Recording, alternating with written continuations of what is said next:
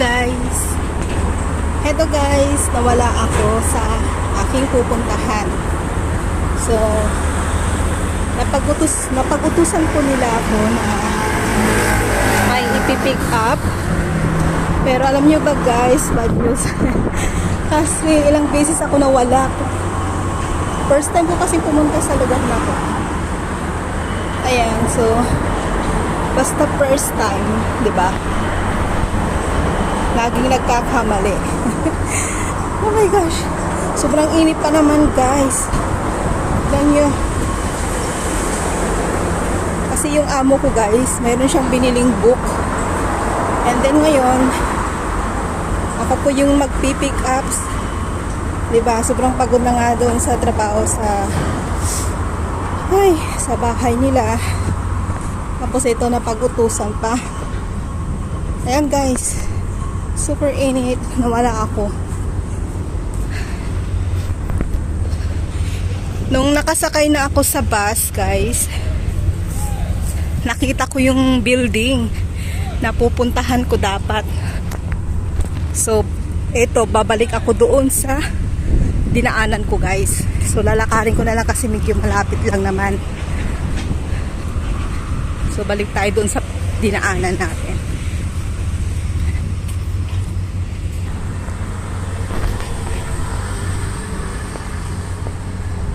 Wala pa naman akong dalang payong guys. Sobrang init. Ayan. So lalakarin natin guys. Ayun guys, sumakay ako nung bago ako pumunta dito. Sinabi ko sa driver na sabi niya sa akin, nakalimutan niya ata na yung mamang driver na sabihin sa akin. So bumaba yata ako sa mali. And then, sumakay na naman po ako ulit sa isang bus. Nagtanong na naman po ako sa driver. Ang sabi niya, yung tinuturo naman niya sa akin is mali. And then, so yun guys, sumakay na naman ako ng bus. Nagtanong, mayroon akong nakitang isang babae. So nagtanong na naman ako. Ang sabi niya sa akin, papunta doon. So tama nga siya papunta doon, pero hindi naman niya sinabi na pwede lang palang lakarin. Walang daan pala dito guys. Ayun, dapat doon ako dumaan. Ayan guys, mali na naman yung dinaanan ko guys. Dapat doon ako lumiko. Umi-straight ako.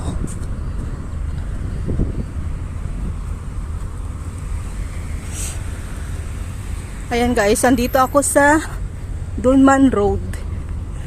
So, napagutusan po ako na mag-pick up ng book.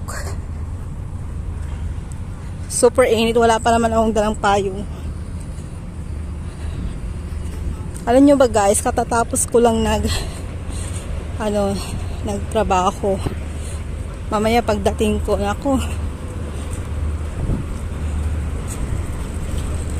pagdating mo, Diyos ko na. Ang hirap maging isang OFW guys.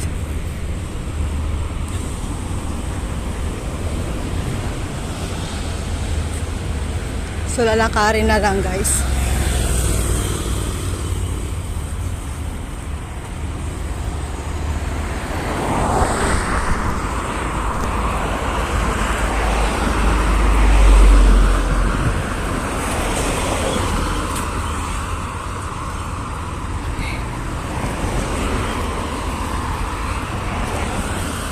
Diba, ganito ang buhay guys. Pag first time mo talagang pumunta sa isang lugar, magkakamali at magkakamali ka sa pupuntahan. So, ilang beses naman kung nangyayari sa akin to guys, pag hindi ko pa napuntahan yung isang lugar, nawawala talaga ako. Ay. So, okay lang kasi exercise naman, pero medyo nabagalan ako ng oras.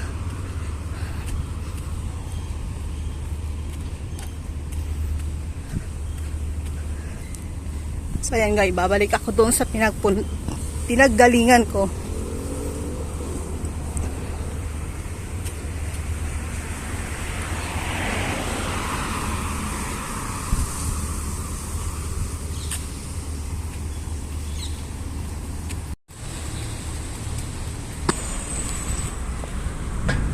Ayan guys, nakuha ko na po yung books. So, eto guys, nakuha ko na siya. Grabe, nawala ko guys.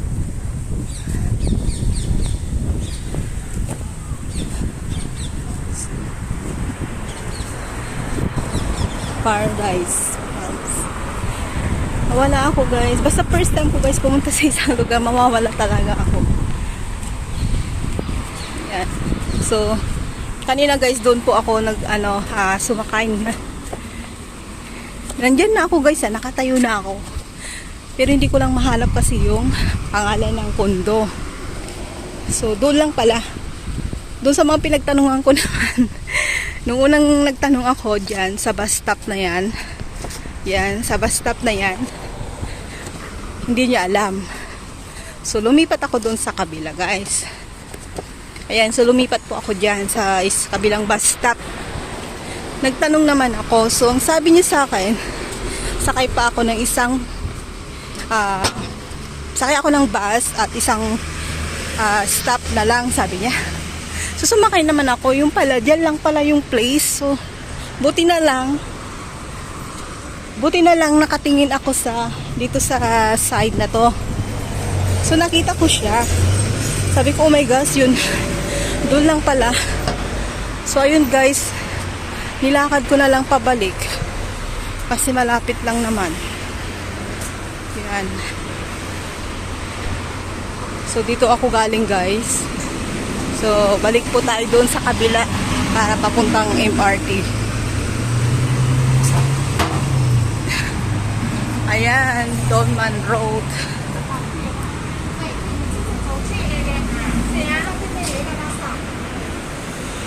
Ayan guys, so akyat tayo sa hagdan guys.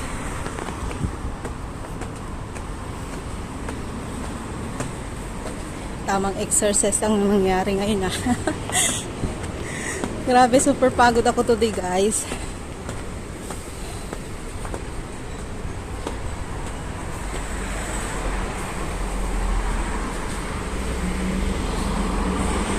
Ayun, 33 na yung bus.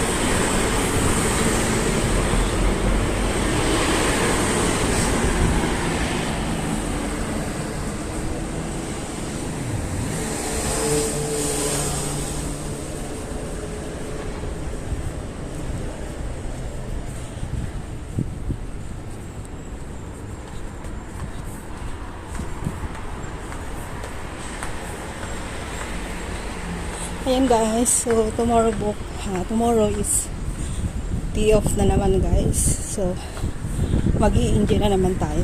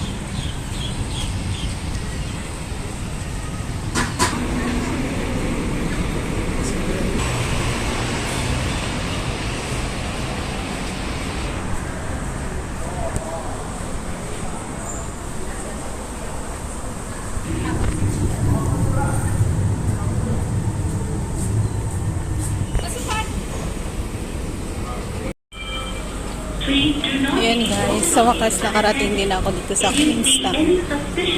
So, andito na ako sa Queenstown. Jangan tinggalkan barang Anda tanpa